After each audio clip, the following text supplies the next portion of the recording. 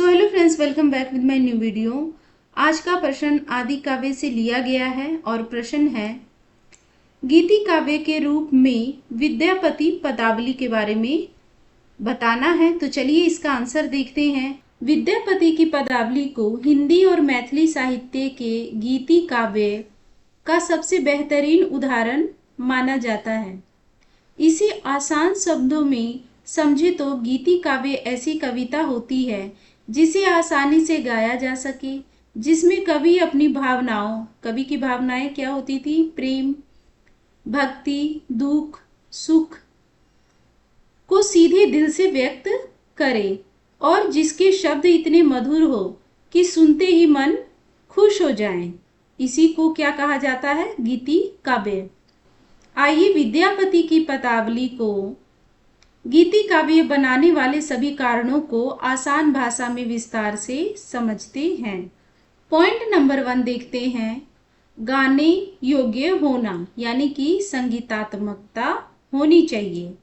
गीति काव्य का सबसे पहला नियम यह है कि उसे गाया जा सके। विद्यापति केवल कवि नहीं थे, बल्कि उन्हें संगीत का गहरा ज्ञान था। देखते हैं किस प्रकार से। शास्त्रीय राग पदावली का हर पद यानी कि गीत किसी न किसी राग, जैसे राग मालव, वसंत, भैरवी में ढला हुआ है। गेयता यानी कि किस प्रकार से इसे गाया जा सकता है। इनके पदों में शब्दों का चुनाव और ताल ऐसी है कि इन्हें बिना किसी प्रयास के संगीत और ढोलक या फिर मंजीरे के साथ गाया जा सकता है। पॉइंट नंबर 3 है। आज भी बिहार और बंगाल के ग्रामीण क्षेत्रों में पूजा पाठ, विवाह और उत्सवों में विद्यापति के पद गाए जाते हैं। अब हम दूसरा देखते हैं, दिल की गहरी भावनाओं का वर्णन। इसमें भी कुछ 3 पॉइंट दिए गए हैं, तो इन तीनों पॉइंट को भी पढ़ेंगे। तो दिल की गहरी भावनाओं का वर्णन इस प्रकार से है। गीति काव्य में बाहरी बातों से ज्यादा इंसान के अंदर की भावनाओं का महत्व होता है। विद्यापति ने राधा और कृष्ण के प्रेम की हर एक भावना को बहुत गहराई से महसूस करके लिखा है। अब इसको 3 पॉइंट के द्वारा समझते हैं, जैसे कि वयः संधि, बचपन और जवानी का मिलन। इसका मतलब क्या होता है? बचपन और जवानी का मिलन। उन्होंने बताया है कि जब कोई लड़की बचपन से जवानी में कदम रखती है तो उसके मन में कैसे कैसे बदलाव और झिझक आती है। पॉइंट नंबर 2 है, मिलन का सुख। राधा और कृष्ण के मिलने की खुशी और एक दूसरे को देखने का चाव। पॉइंट नंबर 3 है, विरह का दुख, यानी कि जुदा होने का दुख। जब कृष्ण दूर चले जाते हैं तो राधा के दिल का दर्द और उसकी तड़प का ऐसा वर्णन है जो सुनने वाले की आंखों में आंसू ला दे। अब हम अगले पॉइंट की ओर चलते हैं, जो कि पॉइंट नंबर 3 है, श्रृंगार यानी कि प्रेम और भक्ति का अनोखा मेल। गीति काव्य में प्रेम भावना प्रमुख होती है। विद्यापति ने पदावली में मुख्य रूप से 2 तरह के भाव लिखे हैं। पहला है प्रेम और दूसरा है भक्ति भाव। इसमें राधा और कृष्ण के रूप सौंदर्य, उनकी नटखट हरकतों और प्रेम लीलाओं का बहुत सुंदर और सजीव चित्रण है। इसी वजह से उन्हें मैथिली कोकिल यानी कि मिथिला की कोयल और श्रृंगार रस का राजा कहा जाता है। भक्ति भाव केवल प्रेम ही नहीं, विद्यापति ने भगवान शिव और दुर्गा माँ की भक्ति में भी बहुत सुंदर पद गाए हैं, जिन्हें नचारी और महेशवाणी कहते हैं। इसमें एक भक्त का अपने ईश्वर के प्रति पूरा समर्पण दिखाई देता है। अब हम पॉइंट 4 की ओर चलते हैं, जो कि है प्रकृति का सुंदर प्रयोग, यानी कि नेचर कनेक्शन। गीति काव्य में प्रकृति यानी कि मौसम, पेड़ पौधे, नदियां केवल पीछे का नजारा नहीं होती, बल्कि वह कवि के मन के भावों को बढ़ा देती है।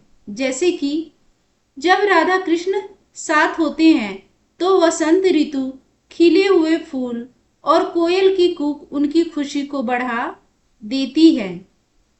और जब राधा अकेली और दुखी होती है तो वही काली घटाएं, बारिश और कोयल की आवाज उसकी जुदाई के दर्द को और ज्यादा बढ़ा देती है। अब पॉइंट नंबर 5 देखते हैं, मीठी और सरल भाषा। गीति काव्य की भाषा ऐसी होनी चाहिए जो कान को चुभे नहीं बल्कि शहद की तरह मीठी लगे। विद्यापति ने अपने पदों के लिए लोक भाषा मैथिली, जिसमें अवहट्ट का प्रभाव था, को चुना। उन्होंने बहुत कठिन या भारी भरकम शब्दों का इस्तेमाल नहीं किया। उनके शब्द बहुत कोमल, मधुर और लयात्मक हैं। अलंकारों जैसे उपमा और रूपक का प्रयोग इस तरह किया गया है जिससे कविता को सौंदर्य बढ़ जाता है, पढ़ना मुश्किल नहीं होता।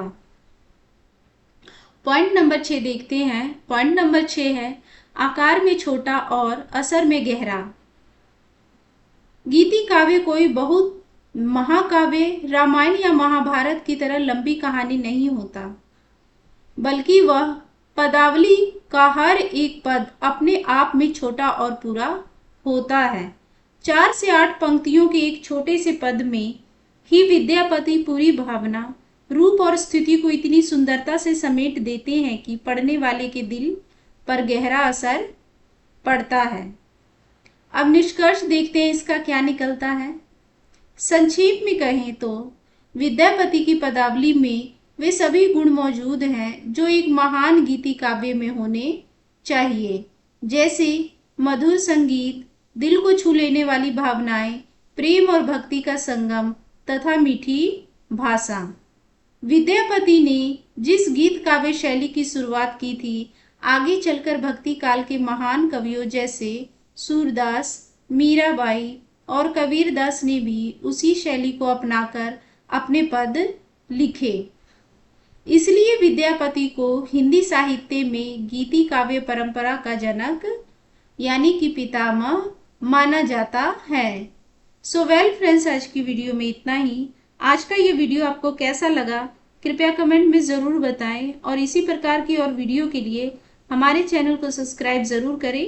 धन्यवाद।